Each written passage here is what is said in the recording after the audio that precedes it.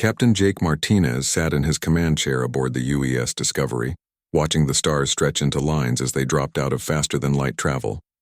The ship shuddered slightly as the engines powered down, and Jake felt the familiar weight settle in his stomach. 3 years of deep space exploration, and he still wasn't used to the jump transitions. "Captain, we're picking up something on long-range sensors," called out Communications Officer Ryan Brooks from his station. The young man's voice carried a note of excitement that made Jake lean forward in his chair. "What kind of something, Brooks?" Jake asked, already knowing this moment would change everything. First contact protocols had been drilled into every crew member since they left Earth orbit 6 months ago. "Artificial structures, sir. Definitely not natural formations. And they're big." Ryan's fingers danced across his console, pulling up readings that made his eyes widen. "Captain, I think we found them. I think we found aliens." Dr. Lisa Park looked up from her xenobiology station, her heart racing. After years of studying theoretical alien life, the possibility of actual contact made her hands shake as she checked her equipment. "All sensors are active, Captain. I'm ready to record everything." Jake nodded and activated the ship-wide communication system. "All hands, this is the captain. We have detected what appears to be alien technology. All departments switch to first contact protocols immediately. This is not a drill." The bridge fell silent except for the quiet hum of electronics. Jake could hear his own heartbeat as he stared at the main screen, showing the alien structures growing larger as they approached. Massive crystalline towers stretched between what looked like artificial asteroids, connected by bridges that sparkled with unknown energy. "Captain, they've noticed us," Ryan announced, his voice tight with nervous energy. "I'm receiving a transmission. It's not in any Earth language, but the computer is working on translation." "Put it through," Jake ordered. Static filled the bridge speakers before a strange musical voice came through. The translation was choppy, but the meaning was clear enough. "Unknown vessel. You enter Zephyrian space. State your purpose or prepare for inspection." Jake straightened his uniform and activated the response channel. "This is Captain Jake Martinez of the United Earthship Discovery. We come in peace, seeking to establish diplomatic contact with your people." Minutes passed in tense silence. Lisa checked her readings again, noting the energy signatures coming from the alien station. The technology was clearly advanced, using power sources she couldn't identify. Whatever these Zephyrians were, they had capabilities far beyond current human science. "Captain," Ryan said quietly, "they're launching ships. 3 vessels heading our way." On the main screen, sleek crystalline ships approached the Discovery. They moved with grace that seemed impossible for something so large, leaving trails of blue energy in space behind them. Jake estimated each ship was twice the size of his vessel. "Maintain position," Jake commanded. "All weapon systems remain powered down. We're here to talk, not fight." The lead alien ship pulled alongside the Discovery, and Jake got his first clear view of Zephyrian technology. The hull seemed to be made of some kind of living crystal that shifted and flowed like water, while maintaining its solid form. Strange symbols glowed along its surface in patterns that hurt his eyes to look at directly. "Captain Martinez," came the translated voice again, clearer now as the computer refined its language algorithms. "I am Commander Vexithala of the Zephyrian Empire. You will allow our boarding party to inspect your vessel." Jake hesitated.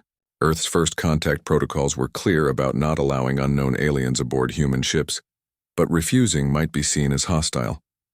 "Commander Vexithala, we would be honored to welcome representatives of your people. However, our own protocols require that any meeting take place in a neutral environment." "Unacceptable," Vexithala replied immediately. "You enter our space with unknown technology and unknown intentions. You will submit to inspection or be considered hostile." Lisa caught Jake's attention and mouthed the words, "Cultural misunderstanding." She was right. This was exactly the kind of situation that first contact simulations had warned about. Different species would have different concepts of diplomacy and territorial rights. "Commander," Jake said carefully, "perhaps we could arrange for a small delegation from each ship to meet in the space between our vessels. This would allow both sides to maintain security while still conducting peaceful contact." The response came back sharp and angry. "You refuse Zephyrian authority in Zephyrian space. This is an act of aggression." "Wait," Jake started to say, but the communication channel went dead. Ryan's console erupted in warning signals. "Captain, they're powering weapons. All three ships are targeting us. Jake's mind raced through the options. They were vastly outnumbered and outgunned by technology they didn't understand. The Discovery's weapons were primitive compared to what these aliens probably possessed. But running away from humanity's first contact with alien life wasn't an option either. "Raise shields," Jake ordered. "All hands to battle stations. But do not power weapons unless I give the direct order." The bridge lights shifted to red as the ship's defensive systems came online. Lisa strapped herself into her station, her scientific equipment still recording everything despite the danger. Whatever happened next would be crucial data for understanding these aliens. "Captain," Ryan called out, "they're firing." On the main screen, brilliant beams of energy lanced out from the Zephyrian ships. The weapons looked like concentrated starlight, beautiful and terrible as they struck the Discovery's hull. Jake braced for impact, expecting to feel the ship shake apart under alien firepower. Nothing happened. The energy beams hit the Discovery and simply disappeared, as if the ship had absorbed them completely. No damage readings appeared on any console. No hull breaches or system failures. The alien weapons had done absolutely nothing. "What just happened?" Jake asked, staring at his damage control officer. Lieutenant Amy Foster checked her readings twice before responding. "Sir, their weapons hit us directly, but there's no damage at all. It's like the energy just vanished." On the communications channel, Jake could hear frantic alien voices speaking rapidly in their musical language. The translation computer struggled to keep up, but words like impossible and error came through clearly.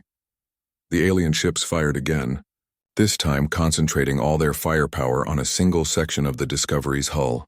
Once again, the brilliant energy beam struck the ship and disappeared harmlessly. Jake watched in amazement as weapons that could probably destroy a city had no effect whatsoever on his vessel. "Captain," Lisa said quietly, "I think we just discovered something very important about human technology. Or maybe about humans themselves." The alien ship stopped firing and began to pull back rapidly. On the communication channel, Jake could hear Commander Vexathala's voice, high and urgent as he spoke to what sounded like a superior officer. The few words the computer could translate painted a picture of panic and disbelief. "Unknown species immune to directed energy weapons," came through the translation, requesting immediate support from High Command. "This changes everything."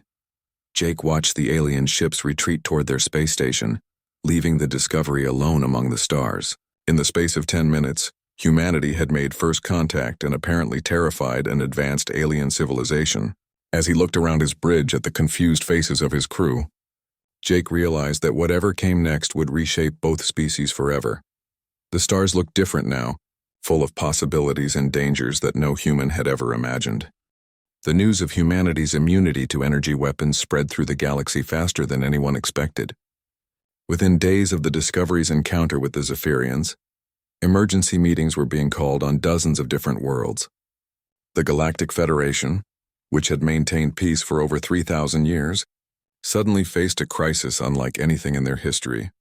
On the water world of Tidalis Prime, Federation Science Director Quindar floated in his specialized chamber, his gill slits working rapidly as he processed the reports flowing in from across known space. The aquatic being had lived for 2 centuries and served the Federation for most of that time, but nothing had prepared him for this moment. "Director," said his assistant, a young Tidalis named Marina, "we have confirmation from 17 different species. All energy weapons fail against human targets. The Velkar tried their bioelectric disruptors. The Nebulans used concentrated plasma bursts. Even the synthetics deployed their quantum pulse cannons. Nothing worked." Quindar's tentacles curled in agitation. The Federation had built its entire military doctrine around energy weapons. For millennia, different species had achieved peace through the understanding that everyone possessed weapons capable of destroying everyone else. Mutually assured destruction had kept the galaxy stable. Now one species had appeared that seemed immune to destruction. "What about the humans themselves?" Quindar asked. "Have they agreed to testing?" "Yes, Director. They seem as confused about their immunity as we are. A human delegation is arriving at Research Station Alpha 7 tomorrow. They're bringing volunteers for comprehensive testing." Meanwhile, light years away on the research station, Dr. Helen Roberts checked her equipment one final time. The human physicist had been pulled from her work on Earth to help investigate the phenomenon that was baffling alien scientists across the galaxy. Next to her, Lieutenant Amy Foster and Sergeant Carl Diaz stood ready to volunteer as test subjects. "Are you sure about this?" Helen asked the two military volunteers. "We don't know what these alien weapons might do to human biology, even if they can't kill us." Amy nodded firmly. "Doc, if we're really immune to their weapons, the folks back home need to know everything about it. Besides, someone has to find out why." Carl grinned and tapped his chest. "I've been shot at plenty of times. At least this time I know the bullets won't hurt." The testing chamber was impressive even by human standards. Alien scientists from 12 different species had gathered to witness the experiments. The insectoid Velcar clicked their mandibles nervously, while the gaseous nebulans swirled in their containment suits. The machine hybrid synthetics stood perfectly still, their optical sensors recording everything. Dr. Zathara of the Velcar approached Helen with careful steps. The mantis-like being towered over the human scientist but spoke in a respectful tone through the translation device. "Dr. Roberts, we appreciate your species' cooperation. The implications of your immunity are concerning for galactic stability." "We understand," Helen replied. "That's why we're here. We want to figure this out together." The first test began with a standard Zephyrian plasma disruptor, the same type of weapon that had failed against the Discovery. Amy stood calmly in the center of the chamber as the brilliant beam struck her directly in the chest. The energy simply vanished, absorbed harmlessly by her body. Monitoring equipment showed her vital signs remained completely normal. "Fascinating," murmured Dr. Lumnara, the Etherian physicist whose species was known throughout the galaxy for their scientific achievements. "The energy is not reflected or deflected. It appears to be absorbed and dissipated at the cellular level." The tests continued for hours. Antimatter containment fields, molecular disintegrators, quantum pulse weapons, dark matter projectors. Every form of directed energy weapon in the galactic arsenal was used against the human volunteers. Each time the result was the same. The weapons simply had no effect. "It's like they don't exist for us," Carl said after being hit by what should have been a ship-killing antimatter beam. "I feel a little warm, but that's it." Helen studied the readings from the alien equipment, working alongside scientists from species she'd never imagined meeting. Despite the language barriers and vast differences in biology, the pursuit of scientific understanding created a common bond. "I think I'm beginning to understand," Helen announced after the 20th test. "Look at these neural activity readings. Every time a weapon hits one of our volunteers, there's a spike in bioelectric activity throughout their nervous system." Dr. Quindar, participating through a water-filled communication tank, rippled with interest. "Explain your theory, Dr. Roberts." "Human nervous systems operate on a unique bioelectric frequency," Helen continued, pointing to the data displays. "When directed energy hits a human, our neural network automatically generates a defensive field that neutralizes the incoming energy. It's involuntary, like breathing or heartbeat." The assembled alien scientists exchanged concerned glances. Dr. Zathara's antennae twitched rapidly. "You mean this is a natural ability? Something your species evolved?" "That's what the data suggests," Helen confirmed. "Humans have a long history of warfare. Maybe constant conflict over thousands of years triggered this evolutionary adaptation. Our brains learned to protect us from energy-based attacks." The revelation sent shockwaves through the scientific community. The synthetics leader, Unit Prime, processed the information with mechanical precision. "This changes our understanding of biological evolution. No other known species has developed such a defense mechanism." Dr. Lumnara floated thoughtfully in her null-gravity chamber. "The question now becomes, what else might humans be capable of? If they evolved immunity to energy weapons, what other hidden abilities might they possess?" Back on Earth, President George Adams read the scientific reports with growing concern. The tests had proven beyond doubt that humans were naturally immune to the galaxy's most advanced weapons. But rather than feeling secure, he felt isolated. The reports from the testing station described increasing fear and suspicion among the alien species. "Sir," said his advisor, General Peter Collins, "we're receiving requests from 17 different alien governments. They all want the same thing: detailed information about human military capabilities." George looked out the window of his office at the peaceful Earth sky, knowing that somewhere among those stars, entire civilizations were now afraid of his species. "Peter, how many planets does the Galactic Federation control?" "Over 800 inhabited worlds, sir. Trillions of beings. And they're all afraid of us now?" "Most of them, yes, sir. The reports suggest panic in some sectors. Military fleets are being mobilized. Some species are talking about containing humanity before we can spread further into the galaxy. George sat down heavily in his chair. Humanity had dreamed of finding other intelligent life among the stars. They had imagined sharing knowledge, culture, and friendship with alien civilizations. Instead, their first contact had revealed an ability that made them the most feared species in known space. "Get me a line to Admiral Blake," George ordered. "If the galaxy sees us as a threat, we need to be ready to defend ourselves." "And Peter?" "Yes, sir." "Start working on ways to explain to 800 worlds that we're not their enemy. Because right now, I think we might be the only species in the galaxy that everyone else wants to destroy." The tests on Research Station Alpha 7 continued, but now they carried a different weight. Each new discovery about human immunity brought the galaxy one step closer to a war that nobody wanted, but everyone feared was inevitable. Admiral Susan Blake stared at the holographic display showing alien fleet movements across 3 sectors of space. Red markers indicated hostile forces, and there were far too many of them. In the 2 weeks since the research station tests, the galaxy had erupted into military chaos. "Admiral, we have confirmation that the Zephyrian Empire has mobilized their entire home fleet," reported her intelligence officer, Commander Nina Walsh. "That's over 200 warships moving toward the border of human space." Susan rubbed her temples, feeling a headache building behind her eyes. "What about the others?" "The Krugan Horde has abandoned their war with the Synthetic Collective. All their battle groups are redirecting toward us. The Etherians are building some kind of new weapons system. Even the peaceful Tydalis have started military exercises for the first time in centuries." The situation made no sense to Susan. Humanity had discovered they were immune to alien weapons, but instead of celebrating, the galaxy seemed determined to destroy them for it. Earth's leaders were scrambling to understand why their natural immunity had caused such terror among the stars. On Earth, President George Adams met with his cabinet in the emergency bunker deep beneath the White House. The room buzzed with tension as reports continued to arrive from across the galaxy. "They're treating us like we're some kind of plague," said Secretary of Defense Patricia Hayes, her voice strained with exhaustion. "Our immunity to their weapons has made us the most hated species in known space." "But why?" asked George for what felt like the 100th time. "We've done nothing aggressive. We've shared all our research. We've been completely open about our capabilities." Dr. Helen Roberts, who had been brought back from the research station, cleared her throat. "Mr. President, I think I understand their fear.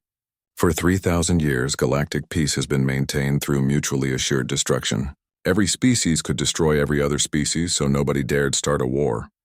She activated a holographic display showing the various alien civilizations. "Now imagine that suddenly, one species appears that cannot be destroyed by conventional weapons. From their perspective, we've broken the balance that kept their entire civilization stable."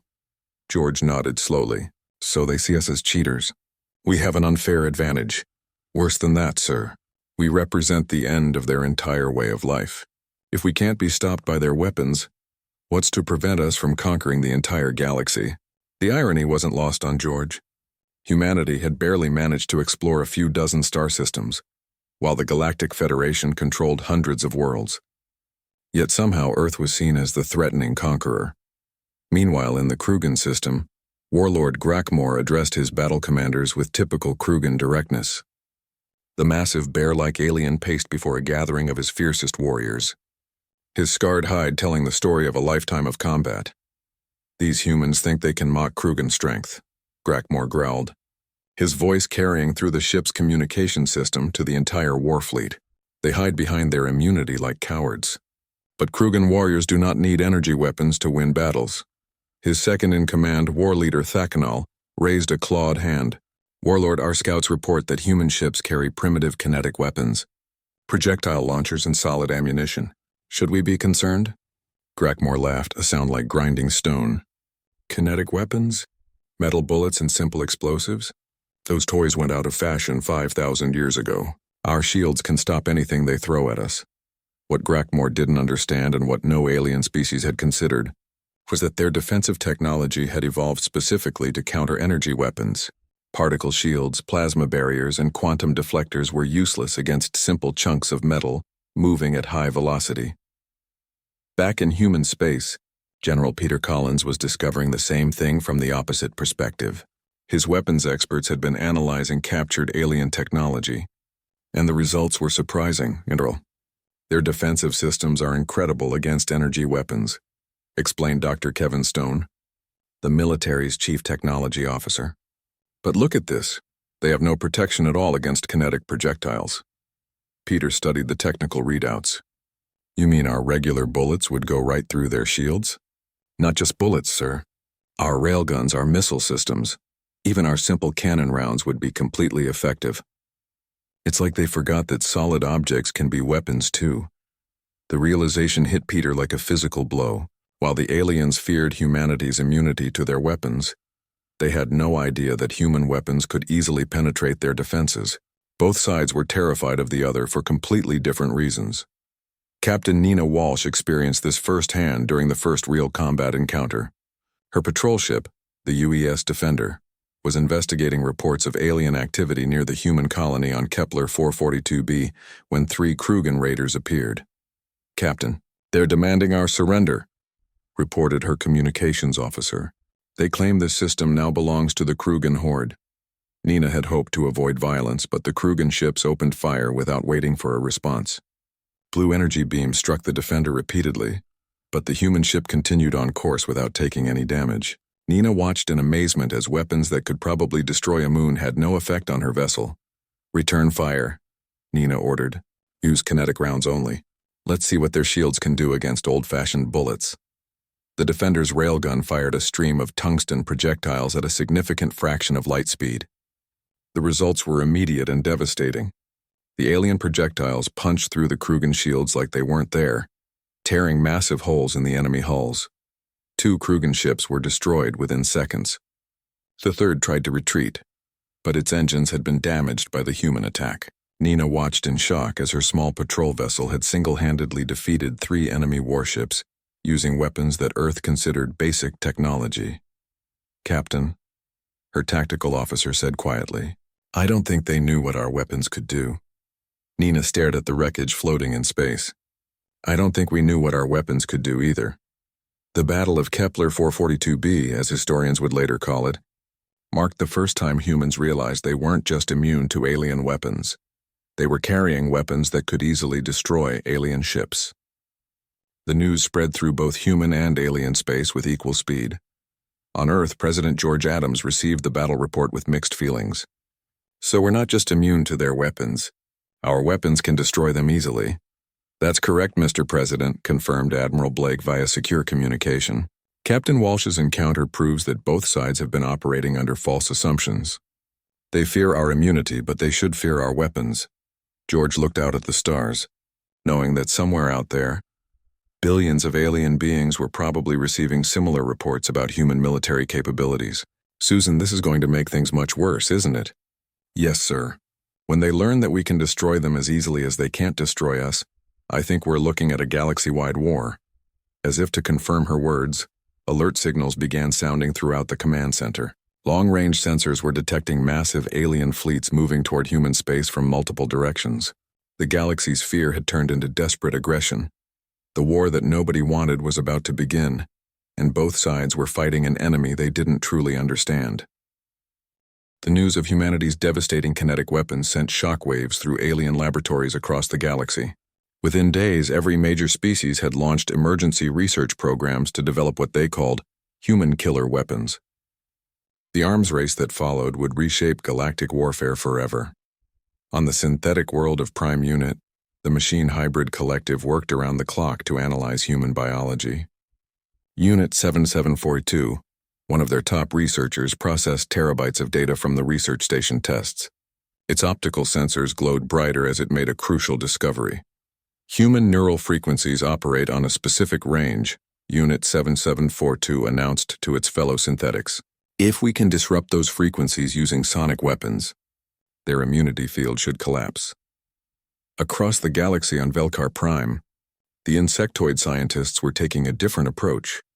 Dr. Zathera examined human genetic samples under powerful microscopes, her compound eyes tracking cellular structures that no other species possessed. "Their immunity appears to be biological," she clicked to her research team. We must create weapons that attack their unique physiology directly. Biological toxins designed specifically for human metabolism. Meanwhile, in the crystal spires of Zephyros, the Empire's greatest minds worked on gravity manipulation technology. Commander Vexathala, still bitter about his first encounter with humans, oversaw the development personally. Energy weapons cannot touch them, and their projectiles destroy our ships, he said to the assembled scientists. But gravity affects all matter equally. We will build weapons that crush their vessels like insects. However, not every alien species viewed humanity as an enemy to be destroyed. On the peaceful world of Etheria, the scholarly civilization held a very different debate. Dr. Lumnara floated in her zero-gravity chamber, addressing the high council of her people. Fellow Etherians, she began, her voice carrying the wisdom of centuries, we stand at a crossroads. We can join this arms race and help destroy a species we barely understand, or we can seek knowledge and cooperation. Elder Simrath rippled his translucent form in agreement. Dr. Lumnara speaks truth. The humans have shown no aggression beyond defending themselves. Perhaps their immunity could benefit all species if properly understood. On Earth, Ambassador Kate Thompson worked tirelessly to find moderate voices among the alien species. The former diplomat had been pulled from retirement to help navigate the crisis that threatened to engulf the galaxy. Her secure communication chamber buzzed with incoming messages from across known space. Ambassador Thompson, came a translated voice through her speakers. This is Telvan of the Zephyrian Research Division. I believe we should study human immunity, not destroy it. Kate leaned forward with interest. Any Zephyrian willing to talk peace was precious, given that their empire had been among the most aggressive toward humanity. Dr. Telvan, I'm listening. What do you propose? My people fear humans because we do not understand you. But fear leads to poor decisions. If we could learn how your immunity works, perhaps we could adapt it for our own protection. This would make all species safer, not just humans. Similar conversations were taking place across the galaxy. On Tidalus Prime, Science Director Quindar received a message from a group calling themselves the Peaceful Alliance. Species from 12 different worlds wanted to work with humanity, rather than fight them. The first sign that humans could do more than just resist alien weapons came during a routine patrol near the Jupiter mining stations. Commander Alex Cruz was leading a small squadron when they encountered a disabled Tidalus research vessel under attack by Krugan raiders. Captain, the Tidalus ship has lost life support, reported his sensor operator. The Krugan vessels are moving in for the kill. Alex made a split-second decision. Move us alongside the research vessel. Prepare for emergency docking. Sir, their ship won't fit in our docking bay, his first officer protested. Then we'll dock with them, lock magnetic clamps and activate all defensive systems. As the human destroyer attached itself to the alien research vessel, something unexpected happened. The Tidalus ship, which had been taking heavy damage from Krugan energy weapons, suddenly became immune to the attacks. Blue plasma beams that should have destroyed the vessel simply vanished harmlessly against its hull. Commander, his science officer said in amazement, the Tidalus ship is now showing the same immunity readings as our vessel. It's like our defensive field is protecting them too. Alex watched in wonder as his small squadron drove off the Krugan attackers while keeping the alien research vessel safe. When they disengaged, the Tidalus ship immediately became vulnerable to energy weapons again. Dr. Eric Stone, Earth's leading expert on the human immunity phenomenon, studied the combat recordings with growing excitement. His research team had been working for weeks to understand how the defensive field operated. But this was the first proof that it could be extended to others. This changes everything, Eric announced to his team.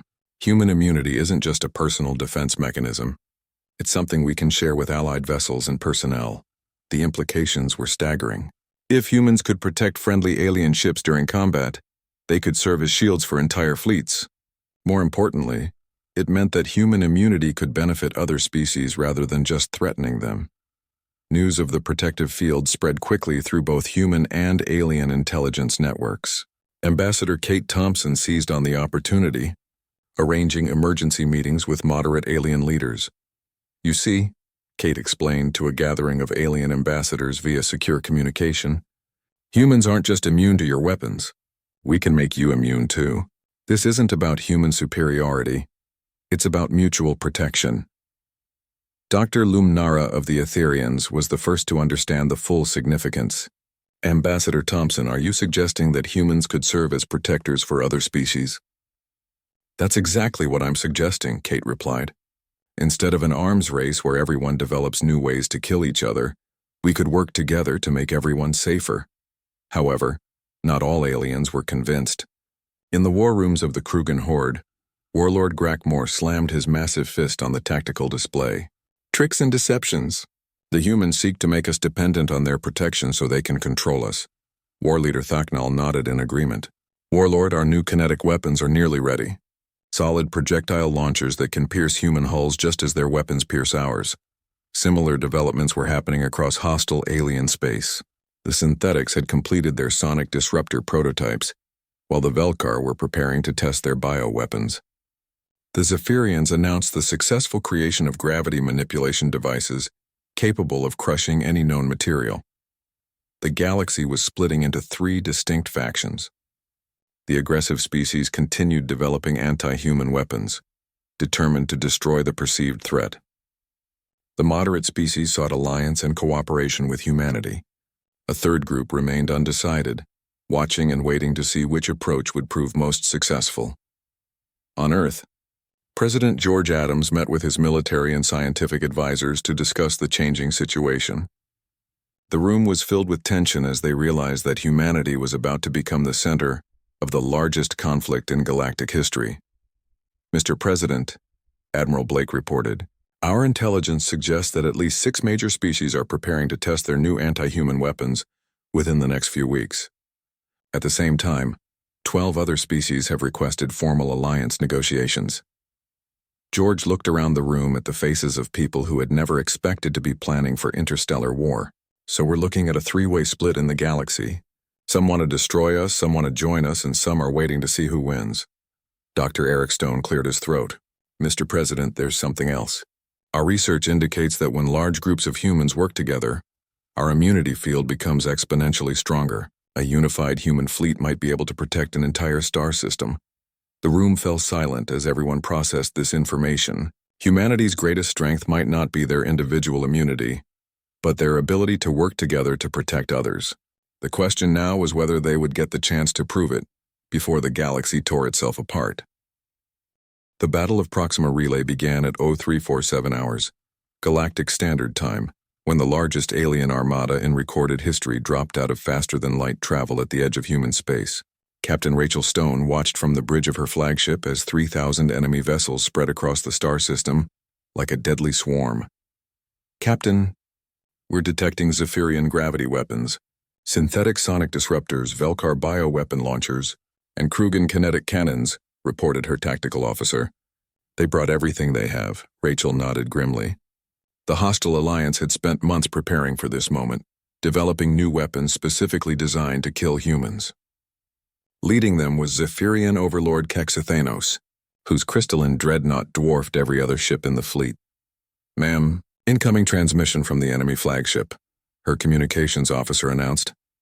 Put it through, Rachel ordered. The main screen filled with the imposing figure of Overlord Kexithanos. His crystalline face showed no emotion as he spoke. Human fleet, you will surrender immediately. Your immunity to our weapons ends today. We have developed new technology specifically to destroy your species. Before Rachel could respond, another voice cut through the communication channel.